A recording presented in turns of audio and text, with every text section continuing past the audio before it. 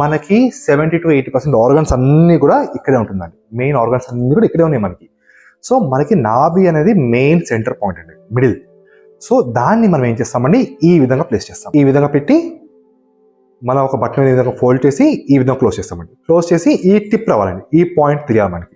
ఈ పాయింట్ వచ్చినప్పుడు మనము ఈ యొక్క పాయింట్ని ఎగ్జాక్ట్గా మనం మన ఒక నాభిలో ప్లేస్ చేస్తామండి. మన ఒక నాభిలో ప్లేస్ చేస్తాం లెఫ్ట్ హ్యాండ్తో.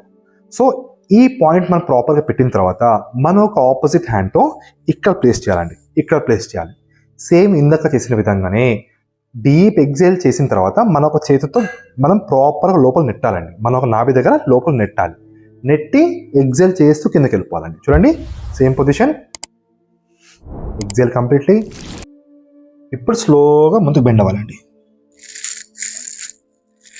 ఈ పొజిషన్కి వెళ్ళిన తర్వాత ఒక 30 seconds వరకు హోల్డ్ చేయడానికి ట్రై చేయాలి.